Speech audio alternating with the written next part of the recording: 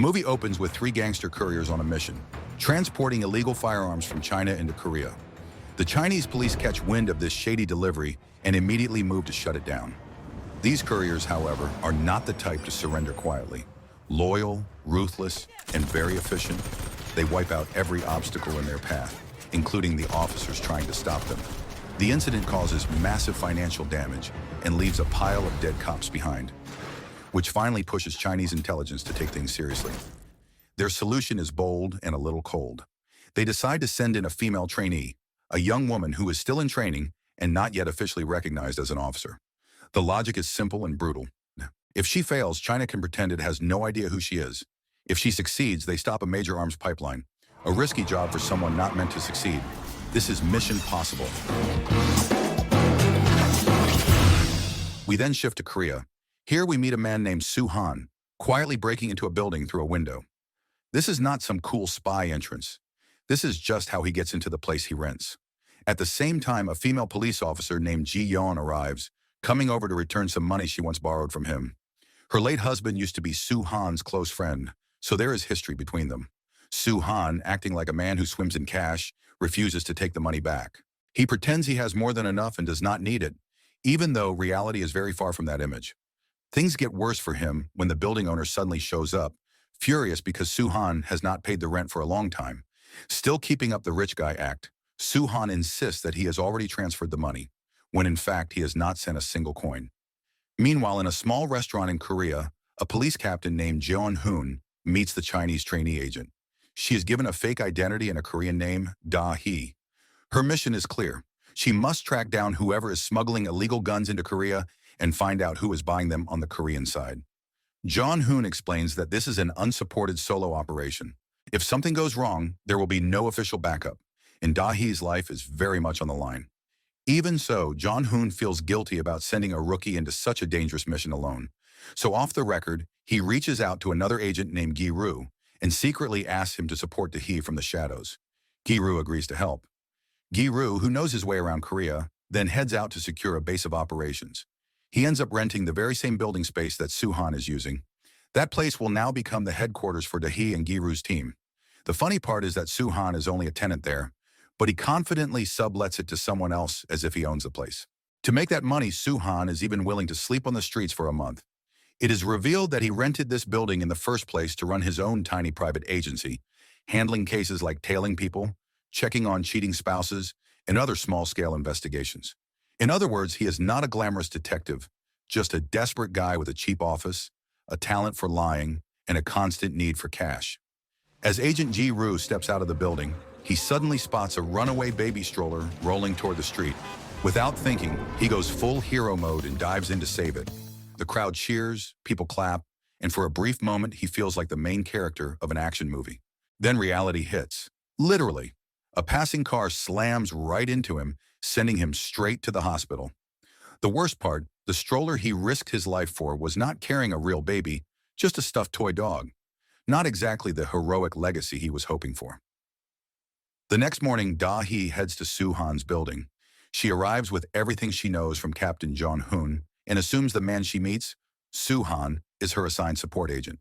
She begins sharing classified details about the mission, including their goal to track illegal gun suppliers and buyers operating in Korea. Soo Han, completely confused at first, has no idea what she's talking about. But when he notices the large stack of money in Da Hee's hand, something magical happens. Confusion disappears, and he instantly nods along like he has known the mission for years. In one smooth move, he pretends to be exactly the person she is looking for. Da Hee continues her briefing, though she is not convinced the place is secure. There is no better option, so she starts writing names and targets on a whiteboard. Right then, the building owner storms in furious over the unpaid rent. Soo Han quickly hands over cash for the following month, using the money Da Hee just gave him. So far, he seems less like a spy and more like a professional scam artist who will do anything for cash. Da Hee moves forward, trying to refocus on the mission, when a new problem walks in. A sweet elderly woman asks Soo Han to help find her missing dog. At first, Soo Han turns her away and tells her to visit a pet detective. But when she casually mentions the reward, a gold bar shaped like a pig, Soo Han instantly switches tone and accepts the case like the most loyal agent on earth. Da Hee is running out of patience. She drags the discussion back to the operation, And here things get interesting. Suhan casually lists the names of various weapons and correctly points out that she is not from the police, but from the Ministry of Defense. He may be a clown, but he clearly knows more than he lets on. Still, both of them silently doubt each other's competence. Eventually, their first key suspect surfaces, a man named Dong Shik. Based on Da Hee's intel, they track him to a Tango dance studio. The plan is simple but ridiculous. Da Hee will dance with Dong Shik and steal his phone, while Suhan copies the data. Before they split up, Suhan reminds her to wear a tango dress, even if it is just a practice session. The next day, Da Hee shows up at tango practice wearing a full dramatic ballroom gown, while everyone else is dressed like they just came from grocery shopping. The entire room bursts into laughter, but Da Hee stays focused. Soon after, their target Dong Shik walks in. Da Hee immediately creates a scene to ditch her current partner and pair herself with him. She moves with confidence and skill. In one smooth motion, she lifts Dong Shik's phone and slips it into Suhan's pocket without him even noticing. Suhan rushes to the bathroom to extract the data, only to discover a problem. The phone is ancient, not old-fashioned in a cool retro way, more like something last seen in a museum. All he can access is one suspicious text message in which Dong Shik threatens someone named Ji-hoon. With no usable data, Suhan heads back to the dance floor to return the phone. The problem is, Dong Shik is fully lost in the rhythm, and his constant hip movement makes sliding the phone back feel like defusing a bomb in a roller coaster. Da Hee solves it her way. She casually knocks Dong Shik over. The phone falls, and at the same time, it starts ringing. Dong Shik steps outside to answer the call. In that exact moment, a mysterious man appears and injects something into Dong Shik's neck. The effect is instant. Dong Shik collapses and dies on the spot. Da Hee and Suhan are taken in by the police for questioning.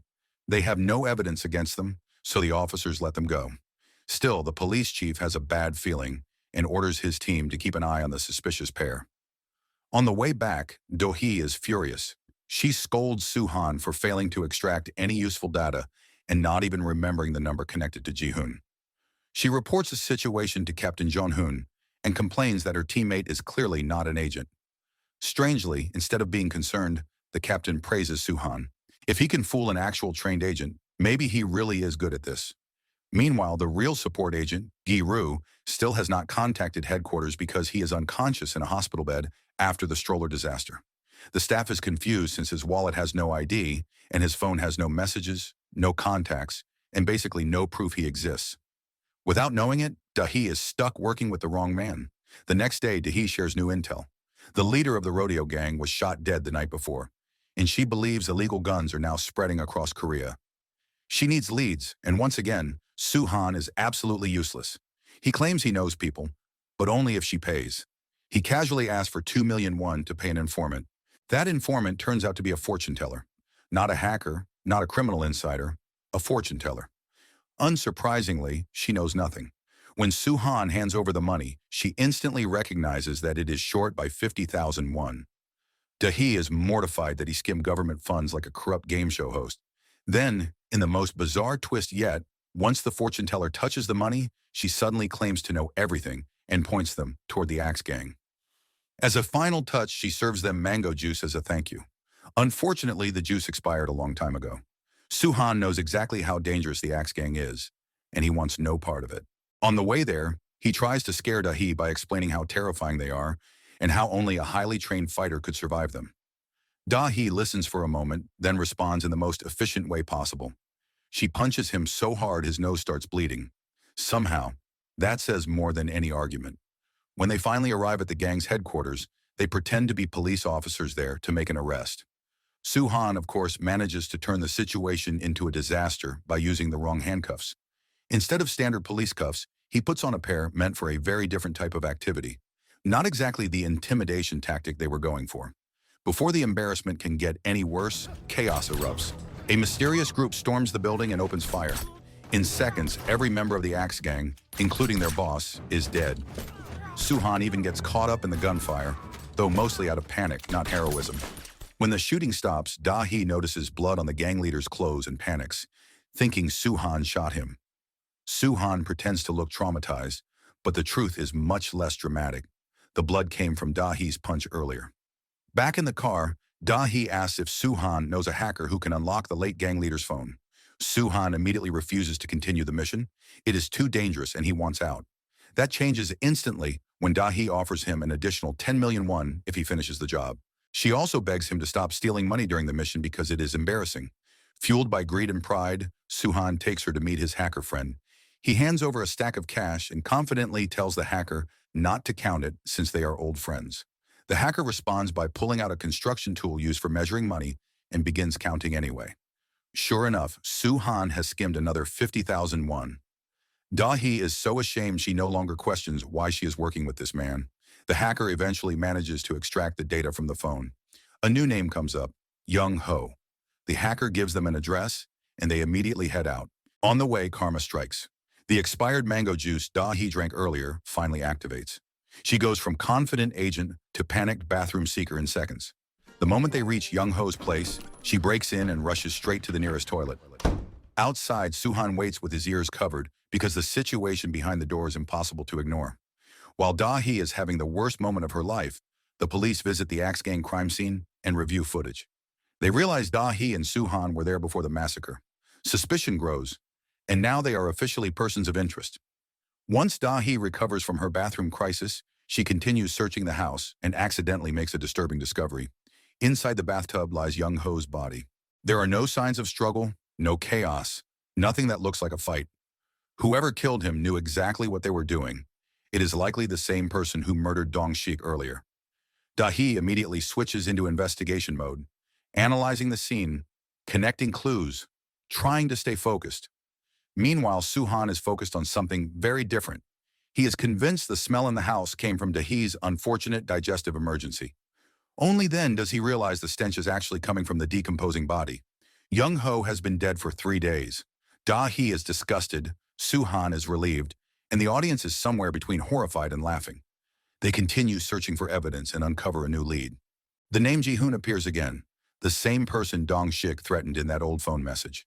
They learn that Ji-hoon is hosting an event at a hotel in 2 days, giving them their next target and location. Before leaving, they report the body to the police. Unfortunately, Suhan leaves his SIM card behind, meaning their fingerprints are metaphorically everywhere, and once again, they look guilty. At this point, the Korean police are getting suspicious. Dahi and Suhan keep showing up at murder scenes like uninvited VIP guests. The authorities also uncover Dahi's true status. She is a rookie Chinese agent operating unofficially. If something goes wrong, China will deny everything and blame Korea. As for Suhan, no one in law enforcement has ever heard of him. The undercover Korean agent even tried signaling him earlier, but he misunderstood everything, confirming he is definitely not part of any official agency. In the middle of all this chaos, Suhan makes time for something personal. He visits Du Ho, the son of Ji Yeon, the police officer from earlier. But Ji Yeon stops him. She does not want Suhan anywhere near the boy. Years ago, Suhan left Du Ho's father behind during a mission, and the guilt has been haunting him ever since. Later that evening, Suhan and Dahi attend Ji-hoon's hotel celebration. Suhan proudly dresses up, only to realize his outfit looks identical to the tablecloth. Not similar, but identical. He blends into the furniture perfectly, which is amusing, but also slightly tragic. Dahi gets to work, gracefully moving through the crowd and planting an audio bug on Ji-hoon's collar. Just as things seem under control, the deputy leader of the Axe Gang storms in and attacks Ji-hoon. The gang believes Ji-hoon is responsible for their boss's death, and the situation quickly turns tense. Ji-hoon argues that the real mastermind is the Fat Clan, playing both sides to spark a war. His explanation makes sense, and in seconds the atmosphere shifts. Instead of fighting, the Axe Gang agrees to buy 100 illegal firearms from Ji-hoon to wipe out their new enemy. One of Ji-hoon's men suddenly recognizes Suhan and Dahi. He remembers seeing them at the Axe Gang massacre earlier. That accidental memory connects every loose thread. Now everyone in the room realizes the rodeo clan orchestrated the chaos to spark a gang war, and Ji-hoon was the one supplying the weapons. Dahi reacts fast and pulls Suhan away, but they do not get far. Mafia members surround them, and what follows is a messy fight that ends with both of them captured.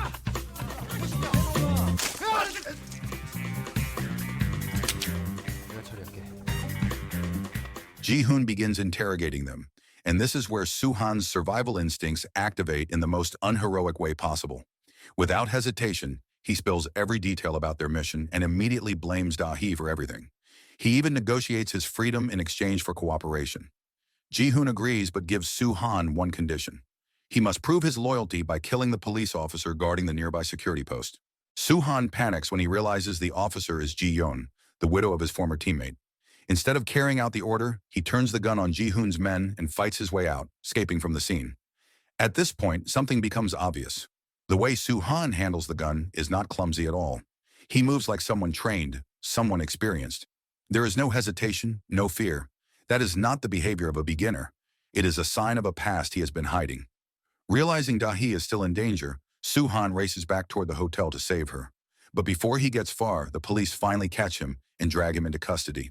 During interrogation, he insists he is working with the Korean police to stop arms trafficking. The officers burst out laughing, assuming he is delusional.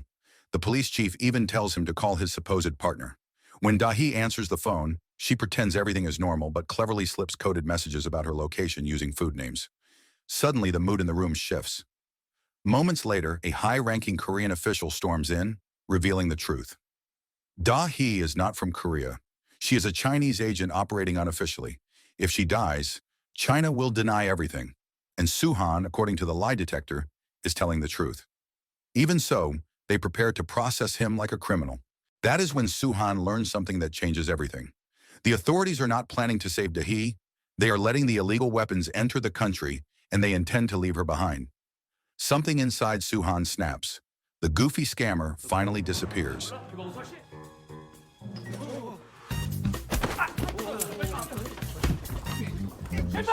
In his place stands the man he used to be, a former member of the elite 707 Special Forces, a close combat commander trained to eliminate threats with precision, someone who was discharged after disobeying orders during a tragic mission. Suddenly, everything makes sense. Why Ji-yeon hates him, why he carries guilt, why he keeps chasing money. He is trying to pay for medical treatment for his fallen teammate's son.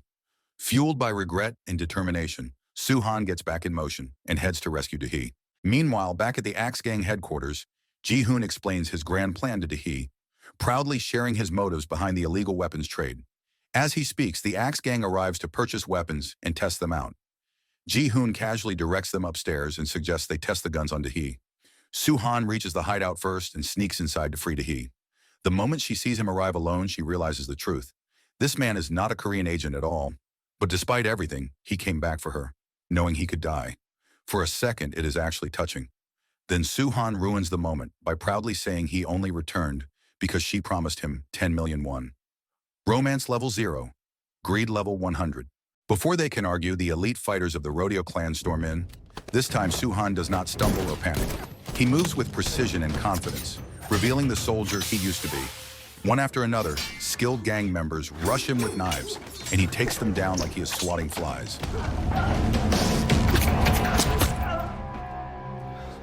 At one point, he even tells Da-hee to just watch, as if this is some kind of live-action tutorial. The noise attracts more enemies. Ji-hoon's right-hand man enters the fight, furious after seeing his strongest fighter fall. Soon, Suhan and Da-hee are fighting both the rodeo clan and the remnants of the Axe Gang at the same time. The situation looks impossible. Then Suhan's phone vibrates. It is a text message from the police saying the missing dog from earlier has been found. In the middle of chaos, blood, and bullets, Suhan laughs like he just won the lottery. As long as money is involved, nothing else matters to him. Da-hee is struggling to handle the Axe Gang members armed with their new pistols. Meanwhile, Suhan keeps switching positions, staying invisible between shots and fighting with the skill of someone who has trained for years. He is not just good, he is dangerously good. Eventually, Da-hee ends up locked in a one-on-one fight with the Axe Gang's deputy leader. At the same time, Suhan faces another top rodeo fighter.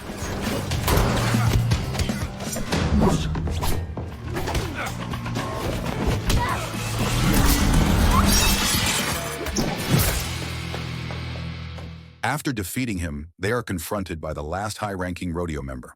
This man politely asks for a one-on-one knife duel. Unfortunately, Suhan does not understand the request. The language barrier wins again. Thinking the enemy is threatening him, he simply shoots the man on the spot. One shot, end of duel. The entire scene is absurd but effective. Finally, only the rodeo boss remains. He tries to justify his actions and even offers Suhan and Da-hee anything they want if they let him continue his plan. But the negotiation does not last long, and soon both him and the remaining gang members end up in prison. Suhan is also taken into custody. However, because his chaotic teamwork with a Chinese agent unexpectedly strengthened cooperation between the two countries, the Korean police offer him a position to join the force officially. At first, he refuses and says he would rather stay in jail than work for an institution again. That lasts only a few seconds. As soon as money is mentioned, he immediately switches sides and accepts the job. Just like that, he walks free. And now everything makes sense. His obsession with money, his desperate attitude, and his constant hustling. He has been trying to pay for the surgery of his fallen comrade's child, hoping to make up for the guilt of abandoning his friend in the past. Sometime later, Captain Jong-hoon meets quietly with Korean officials to plan the next phase of operations. A new joint mission is authorized, and once again, Dahi is assigned to it. What she does not expect is the biggest surprise of all. Soo-han is now officially working with the police. Not as a suspect, not as a disaster attached to a crime scene, but as an actual operative. And worse, she has to work with him again. Her face says everything. The mission has barely started, and she already regrets her career choices. Their new task is to locate an agent known only as Gi-hwan. It turns out Gi-hwan is the same elderly woman who lost her dog earlier in the story. She has a unique hobby. Instead of keeping her operational data somewhere normal, like a hard drive or a secure server, she stores it inside gold bars. Every microchip is hidden inside solid gold. She was supposed to hand that gold over to Agent Giru, but something went very wrong. Neither Giru nor Gi-hwan can be contacted, and the situation gets worse. The gold that contained all that classified data was already sold. And who sold it? Of course, Soo-han. And not only did he sell it, the gold has already been melted by a jeweler. Dahi is speechless. The mission has not even started, and Soo-han has already destroyed the evidence. The two of them begin tracking the missing data, and Soo-han once again brings chaos disguised as creativity. He insists they dress like wealthy cruise passengers for undercover work. In his imagination, the mission involves a massive luxury ship. In reality, they board a tiny boat that looks like it rented its own sadness from the harbor. Dahi spends the entire ride resisting the urge to toss Soo-han overboard. Meanwhile, back at the hospital, Agent Giru finally wakes up. He has survived being hit by a car, then another car, then a mission he never actually began. As he tries to leave, Agent Gi-hwan shows up and loudly claims she is his wife. This immediately leads to chaos. Staff panic, alarms go off, and in the confusion, Giru walks outside. And yes, once again, he gets hit by a car. So the morale of the story is if life gives you danger, chaos, and armed criminals, just pretend you know what you're doing and hope someone offers money because apparently that fixes everything.